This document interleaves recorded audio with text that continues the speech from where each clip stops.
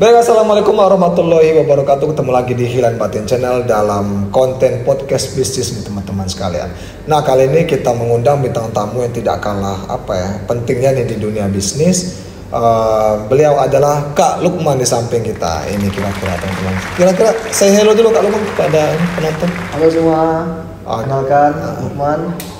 Oke, siap. Nah, ini Kak Lukman di samping kita. Pasti bertanya-tanya kan, siapa tuh Kak Lukman? Kepo nih gimana biodata sebagai macam. Nah, maka daripada itu kita langsung saja tanpa berlama-lama coba Kak Lukman dijelaskan kepada penonton kesibukan Kak Lukman sekarang apa dan lain sebagainya macam. Nah, monggo Kak Lukman. Oke, baik, terima kasih. Untuk sekarang kesibukan saya sendiri lebih ke kuliah ya. Dan alhamdulillah besok akan melaksanakan ujian akhir Munakosa di Fakultas Ekonomi dan Bisnis Islam. Kemudian Kak, bukan semester, tapi angkatan berapa kira-kira, prodi apa? Oke, untuk prodi sendiri S1 Ekonomi Syariah, di Fakultas Ekonomi dan Bisnis Islam. Angkatannya sendiri angkatan 2019 teman-teman sekalian. Besok kebetulan nih H-1 pada saat kita adakan syuting ini Kak Lukman akan menghadapi ujian akhir ya, ujian sesungguhnya nanti di dunia kerja teman-teman sekalian. Ujian akhir sebagai bentuk pertanggungjawaban Kak Lukman sebagai mahasiswa di Fakultas Ekonomi dan Bisnis Islam ini, kira-kira Kak Lukman itu. Kita doakan agar ujiannya Kak Lukman lancar luncur dan mendapatkan hasil yang terbaik Kak Lukman. Amin kira-kira. Nah, Kak Lukman itu background pendidikan sudah, kemudian background bisnisnya Kak Lukman. Monggo bisa diceritakan Kak Lukman. Jujur untuk background bisnis ini dari keluarga nggak ada, karena orang tua dua-duanya guru semua. Namun kecil saya di Empat Lawang, di Kabupaten Empat Lawang di Sumatera Selatan. Waktu itu bapak itu masih seorang petani dan saya ingat diberikan 1 tandan pisang, disuruh jualan. Waktu itu belum sekolah dan nggak tahu apa-apa. Saya nggak ada ngomong apa-apa, namun sampai akhirnya ada yang beli dan itu yang buat semangat. Lalu udah beranjak dewasa, SD di daerah sana waktu itu, setiap bulan puasa kita jualan es batu. Kenapa jualan es batu? Karena di daerah sana waktu itu kulkas itu jarang. Setiap sore berjalan menjajakan es batu sama teman-teman gitu, selama bulan puasa. Pernah juga jualan alat tulis waktu SD ya, di SD sendiri sama teman kelas sendiri, dan wah banyak itu untungnya, nggak nyangka. Iya. Itu teman-teman sekalian berarti bisa diambil kesimpulan Kak Lukmannya bahwasanya Kak Lukman ini sudah dari kecil emang sudah diajarkan untuk berbisnis ya oleh orang tua, dan alhamdulillah karena adanya keuntungan puas ya kan, kok dapat untung ini lumayan nih. Nah, itu yang memacu Kak Lukman terus mulai bisnis sampai sekarang Kak Lukmannya. Iya benar. Nah, kira-kira Kak Lukman sekarang ini fokus Kak Lukman bisnis apa pada saat kuliah ini? Untuk kuliah ini selama kuliah 3 tahun, hampir 4 tahun ya, saya fokus di koperasi, jadi pengurus koperasi, anggota koperasi. Dan pada tahun kemarin periode 2022-2023 yang sudah berlalu, saya diamanahi menjadi kepala bidang usaha. Sebelumnya juga masih mengambil usaha, tapi bidangnya itu administrasi. Tapi yang saya kerjakan usaha, yaitu sewa menyewa barang. Itu aneh juga sebenarnya. Iya. Dari administrasi lebih fokus ke sewa menyewa.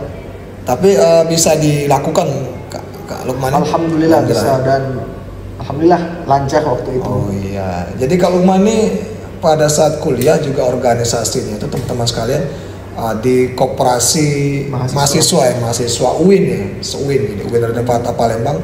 Beliau yang menaunginya itu kira-kira. Nah, kemudian Kak Lukman apa sih membedakan Kak Lukman mengatur koperasi sama mengatur bisnis sendiri kalau Man? Oke, untuk bedanya itu sebenarnya nggak ada, lebih ke manajemennya ya.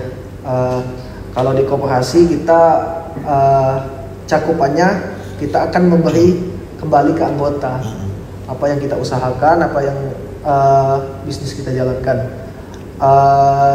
Kayak keluar masuk barang sampai manajemen resiko dan strategi kita atur sendiri, kita dan tim.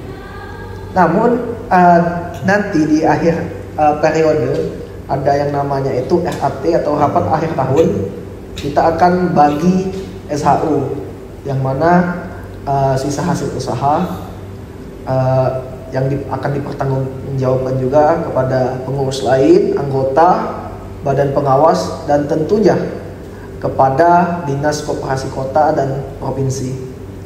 Oh itu ya kalau mana. Jadi dalam hal manajemen itu lebih kompleks kalau mana. Iya.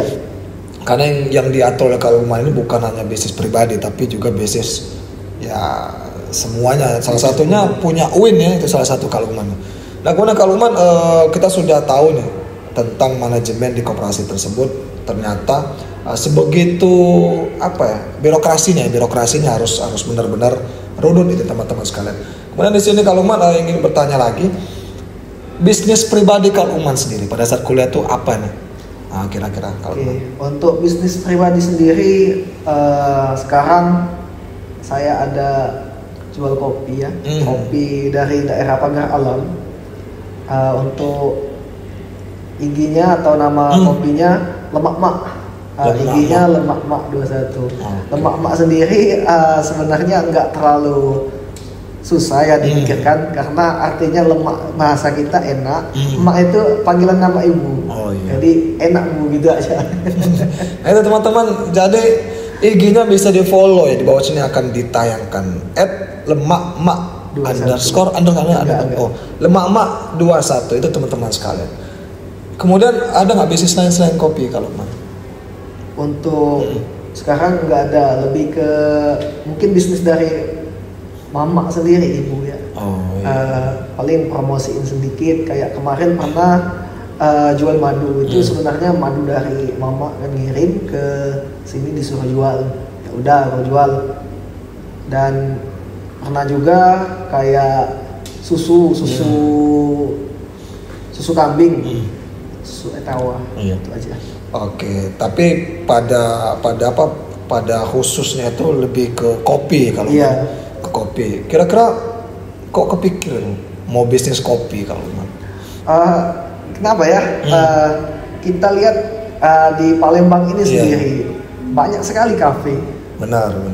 Dan sekali masuk kafe, satu pesanan paling tidak kita mengeluarkan uang itu 22.000. Iya benar. Iya. Benar. 22.000. Bayangkan aja kita buat kopi sendiri aja atau di warkop lah. Di warkop aja 5.000 lah ya, yang paling murah mungkin. Kalau buat sendiri bisa lebih murah lagi untuk satu cangkir kopi. Wow. Iya sih. Jadi kalau kita ke kafe dan buat sendiri atau beli sendiri dari kopi, biji kopi dan atau yang sudah di roasting itu, untungnya itu jauh artinya. Bisa kalau kita buat sendiri bisa dikatakan 3.000 atau 5.000 lah. Pas masuk kafe, untungnya berapa? 20, dia jadi 22 berkali-kali lipat. Artinya berapa? Sekitar 300 sampai 400 kali. Iya sih, benar sih.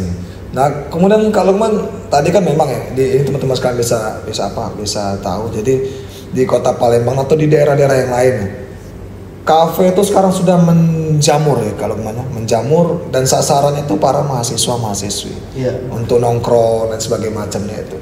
Nah, kemudian kalau kan bergerak di bagian kopi kan, bisnis kopi. Kira-kira sudah pernah masuk ke kafe atau sudah masuk kopinya itu sendiri?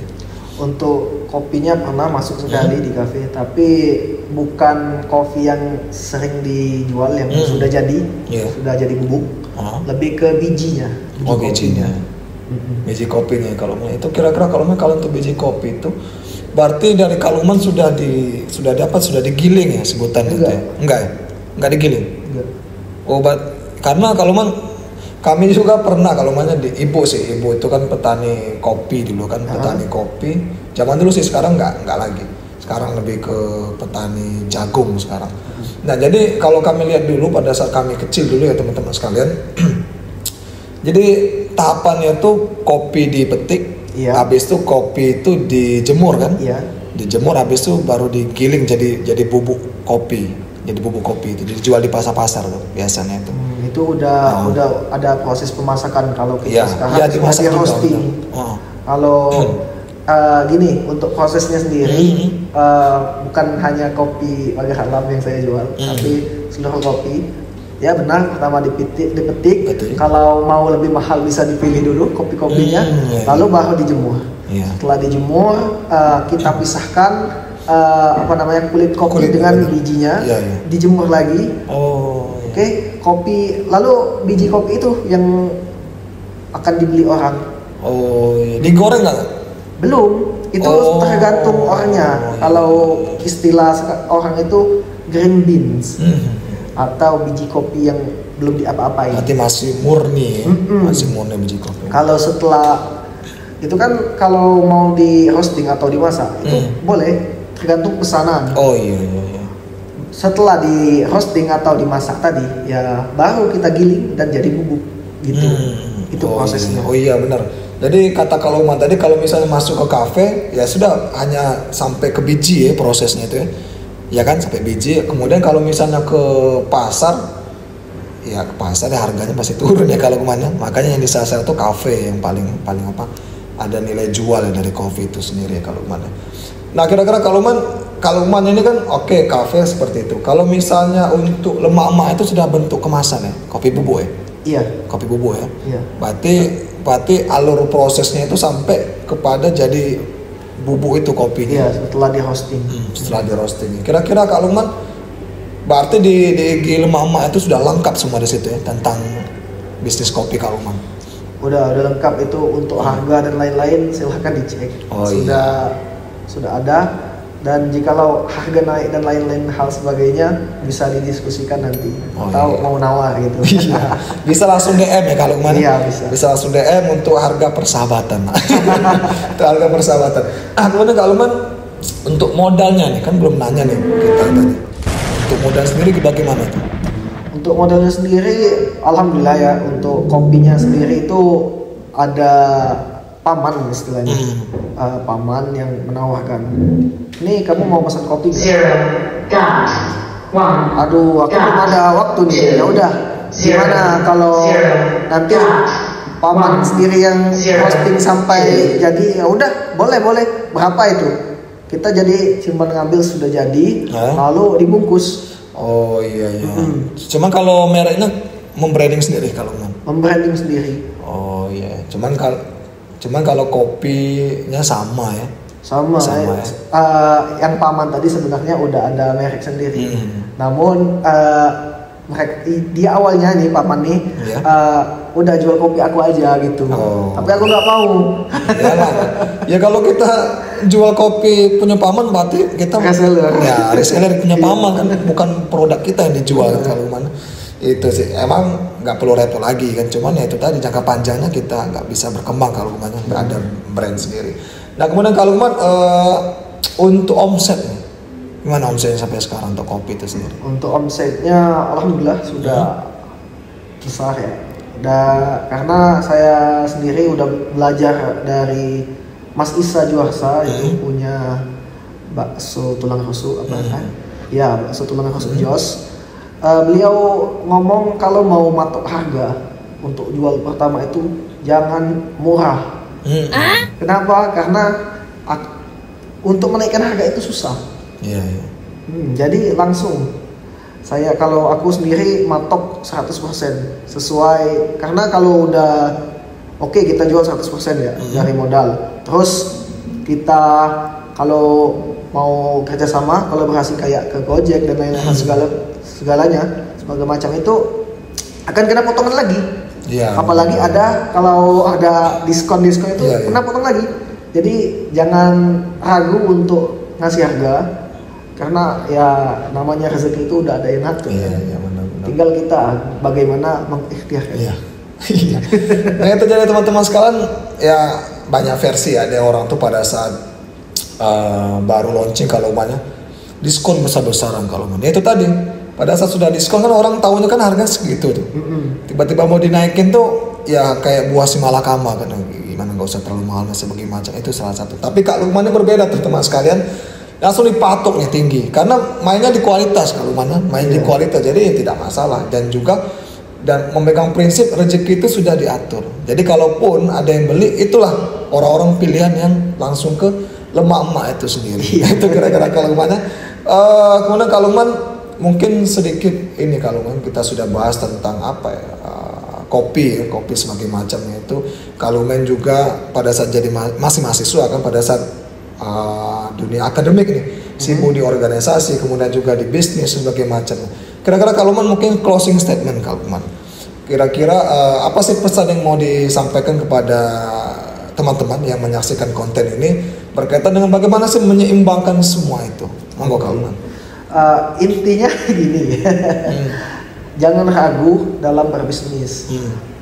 Mau kamu ada ilmunya ataupun belum ada, itu bisa nanti dipelajari. Jadi silahkan buka dahulu, jangan cuma rencana doang. Nah itu teman-teman sekalian, jadi langsung action itu lebih penting. Kalau rencana itu hanya sebatas angan-angan kalau mana, angan-angan itu kira-kira. Oke kalau sebelum kita akhiri podcast kita pada hari ini, kita akan mengucapkan jargon kalau Jadi podcast di sini ada jargon. Jadi kalau misalnya kami sebut BB podcast, BB itu artinya bincang-bincang. Bincang-bincang podcast, BB podcast. Nanti akan dilakukan gerakan bisa jadi pengusaha. Nah, jadi bisa seperti ini, tangan dikepas seperti tekad. Kemudian jadinya seperti ini doa kita jadi pengusahanya cuan. Nah, itu bisa jadi pengusaha. Nah, bisa jadi pengusaha. Nah, itu kira-kira. Oke, kira-kira siap Kaluman? Siap. Oke, BB Podcast bisa jadi pengusaha. Oke, sekian kami Mailan Bati beserta narsum kami Kaluman pamit undur diri. Semoga konten ini bermanfaat. Kepada Allah kami mohon ampun. Sekian, wassalamualaikum warahmatullahi wabarakatuh.